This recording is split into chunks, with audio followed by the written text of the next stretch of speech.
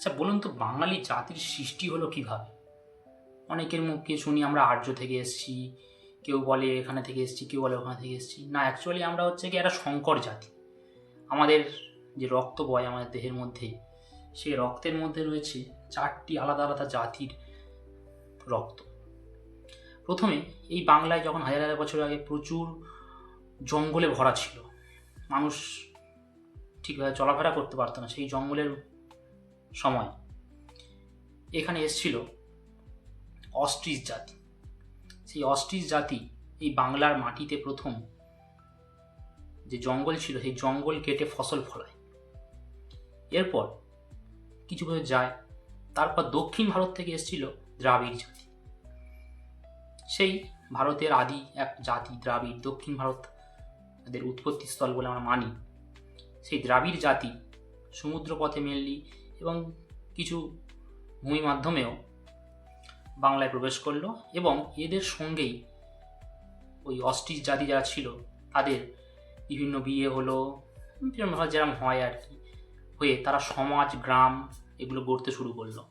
এরও পরে পাহাড় থেকে, যে আমাদের উত্তরের পাহাড় আছে সেখান থেকে মঙ্গল বলে একটা জাতি, সেই মঙ্গলরা এলো। এদের সঙ্গেও আমাদের বিয়ে শাদী, শঙ্করায়ণ যেটা হয় আর কি অ্যাকচুয়ালি, সেটা হলো। এটার পরে দেখা গেল আর্য, যাদের উৎপত্তিস্থল মধ্য এশিয়া, সেই আর্যরাও ভারতবর্ষে এলো এবং তারাও একসময় বাংলায় এলো।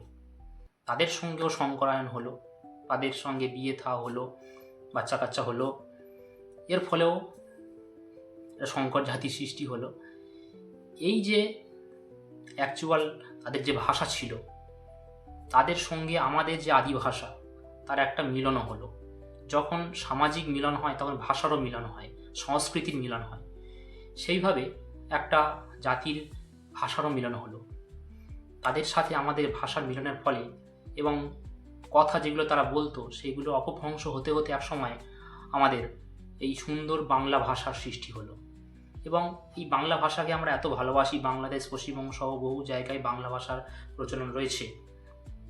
তা কিন্তু অ্যাকচুয়ালি একটা সংকর ভাষা এবং তা সংকর জাতির একটা মনের ভাষা।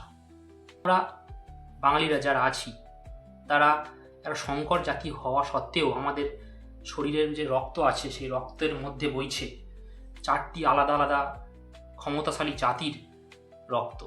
তাদের সেই শক্তি আমাদের মধ্যেও প্রবাহিত হচ্ছে।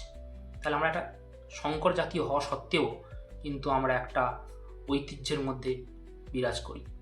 তাই নিজেকে বাঙালি হিসাবে গর্ববোধ করুন এবং বাঙালি জাতি, এই যে বাংলার কথা বলার মাধুর্যতা, সেটাকে বজায় রাখতে আমরা অনুরোধ করছি, বিশেষ করে আমি অনুরোধ করছি।